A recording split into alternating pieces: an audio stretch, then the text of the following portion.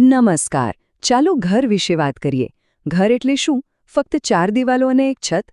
ના, ઘર એટલે એક સપનું.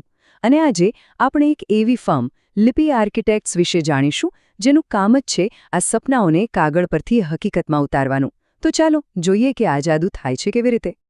કોઈ પણ ભવ્ય ઇમારતની શરૂઆત ક્યાંથી થાય છે? એક વિચારથી, બરાબર ને? આ શહેરનું કલાત્મક દૃશ્ય બસ એ જ વાત કહે છે કે આર્કિટેક્ચરની દુનિયામાં કલ્પનાને કોઈ સીમા નથી હોતી. એક નાનકડો વિચાર પણ જો દ્રષ્ટિ સાચી હોય તો એક વિશાળ વાસ્તવિકતા બની શકે છે.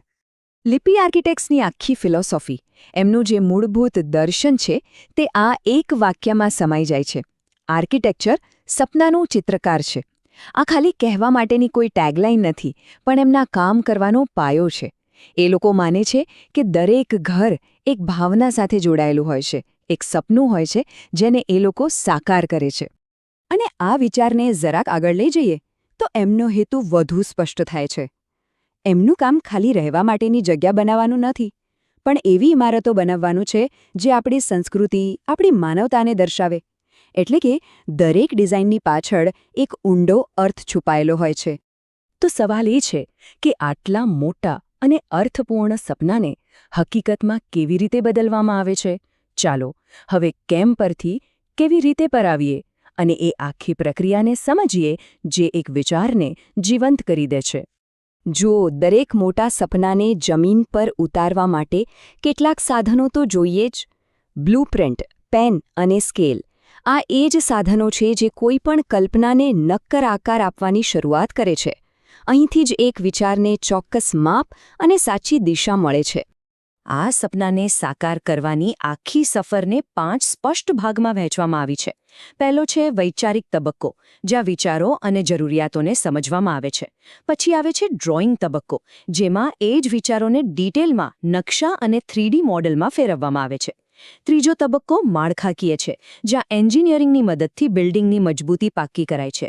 પછી શરૂ થાય છે અસલી કામ, ચોથો તબક્કો બાંધકામ, જ્યાં નકશો હકીકતમાં બદલાય છે.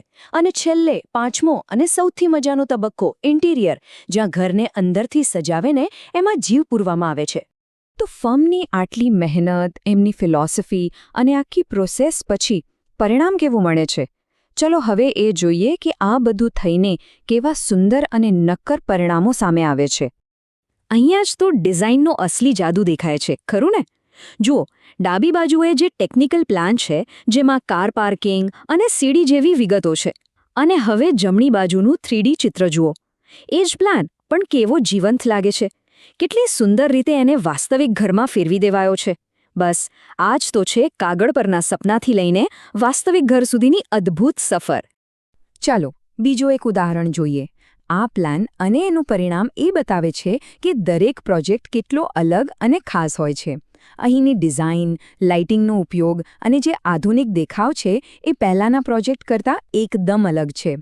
આ બતાવે છે કે ફર્મ કેટલી અલગ અલગ શૈલીમાં કામ કરી શકે છે. કોઈ પણ પ્રોજેક્ટ ફક્ત પ્લાન અને મટીરિયલથી નથી બનતો. એની પાછળ એક માનવીય સ્પર્શ હોય છે, એક વ્યક્તિની મહેનત હોય છે. તો ચાલો હવે આ ફર્મના સ્થાપક અને પ્રોજેક્ટની કેટલીક વાસ્તવિક વાતોને સમજીએ. તો આ વિઝનની પાછળ કોણ છે? આ છે સ્થાપક, આર્કિટેક્ટ લિપિ રાદડિયા. એમની સફર 2019માં બીઆર્ચ પૂરું કરીને શરૂ થઈ. પછી 4 વર્ષ સુધી એસિસ્ટન્ટ આર્કિટેક્ટ અને ઇન્ટિરિયર ડિઝાઇનર તરીકે ઘણો અનુભવ મેળવ્યો. અને 2022માં આ જ્ઞાન અને જુસ્સા સાથે એમણે લિપિ આર્કિટેક્ટ્સની શરૂઆત કરી. પણ શું આ સફર એટલી સરળ હોય છે જેટલી દેખાય છે? ના.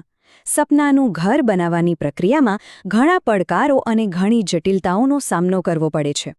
સપનાના ઘરની સફરમાં ઘણા વ્યવહારુ પડકારો આવે છે, જેમ કે બજેટને જાળવવું, ગ્રાહકની દરેક નાની મોટી જરૂરિયાતને સંતોષવી, વાસ્તુશાસ્ત્રના નિયમોનું પણ પાલન કરવું અને ક્યારેક અલગ અલગ મંતવ્યો વચ્ચે સંતુલન પણ સાધવું પડે છે. કારીગરી અને સાઇટ પરની મુશ્કેલીઓ તો અલગ. પણ લિપિ આર્કિટેક્ટ્સ આ પડકારોને સમસ્યા તરીકે નહીં, પણ સર્જનાત્મક ઉકેલ શોધવાની એક તક તરીકે જુએ છે. અને અંતે આ એક ખૂબ જ શક્તિશાળી વિચાર. આ વાક્ય ફોર્મની કામ કરવાની રીતને બરાબર સમજાવે છે કે કંઈક શ્રેષ્ઠ બનાવવા માટે પહેલાં દરેક પાસા પર સવાલ ઉઠાવવો ખૂબ જરૂરી છે. આ જ એમનો ડિઝાઇન પ્રત્યેનો અભિગમ છે.